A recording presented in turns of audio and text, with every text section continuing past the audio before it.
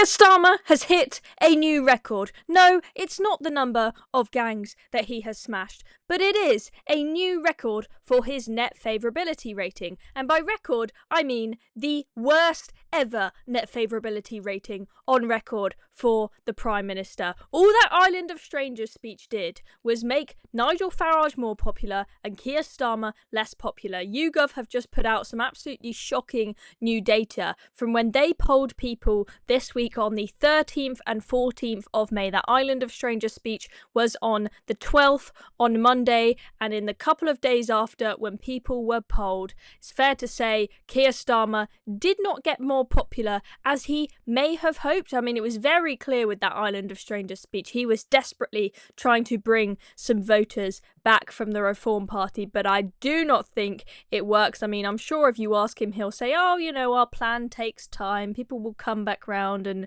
will become more popular over time, but there's not really much sign of it, is there? Take a look at that, you know, sharp uptick of people who see the Prime Minister as unfavourable on the red line there, and the number that find him favourable, again, a tick down, very sharp tick downwards.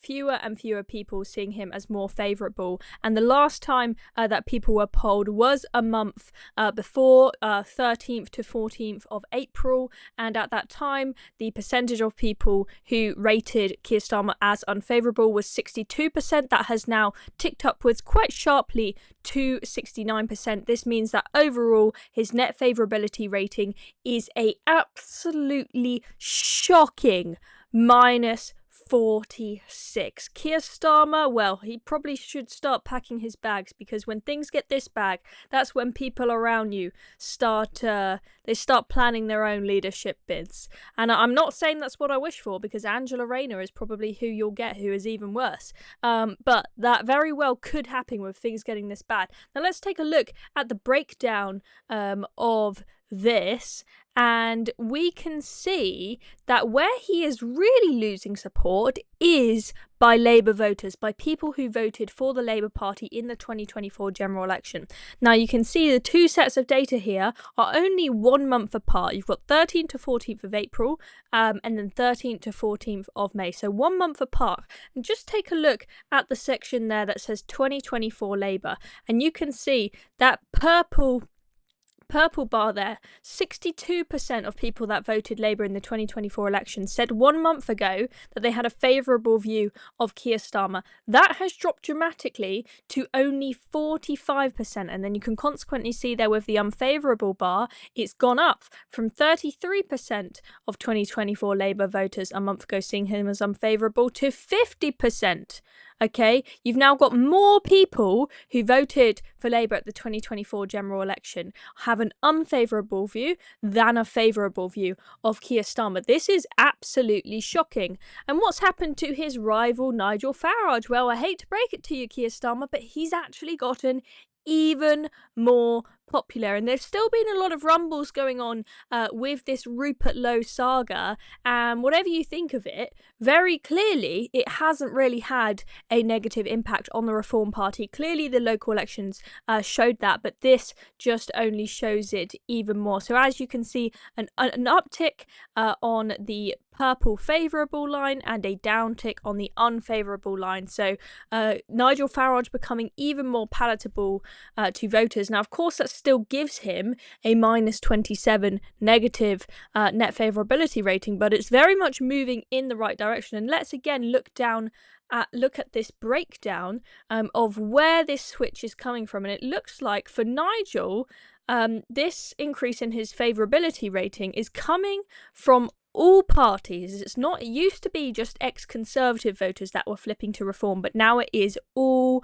across the board. Okay, even if you look at Labour, right, of course you've got a big red bar for unfavourable there, not surprisingly, but you see that purple bar is increasing significantly. So since a month ago, we've gone from 9% of 2024 Labour voters seeing Nigel Farage as favourable to 16% of 2024 Labour voters seeing Nigel Farage as favourable. That's actually quite a significant jump and very much heading in the right direction for Nigel Farage. Now, How does this compare to all the leaders of political parties? So you can see Nigel Farage on a net minus 27 there, Keir Starmer on a net minus 46. But what you see with Keir Starmer and Nigel Farage is these are both very much Marmite characters, the data seems to suggest. A very, very small percentage, only 9% for both of them, of people who say they don't know whether they have a favourable or unfavourable view of these two. Whereas if you look at all the other leaders, I mean, look at Ed Davey.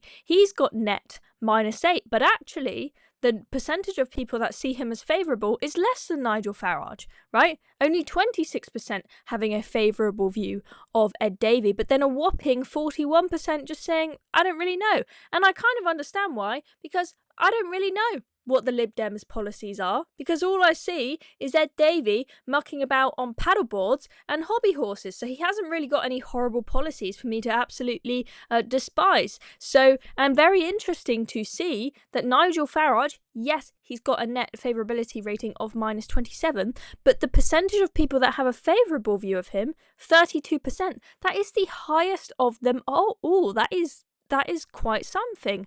32% of people have a favourable view of Nigel Farage. Take that, all of you lefties that say it's just a few people, a teeny tiny number of extreme racist, fascist bigots that like Nigel Farage. There is a very, very big number of people in this country that are supporting him. Now, Kemi Badenoch, she is on -39. That's quite embarrassing, and it's getting worse for her.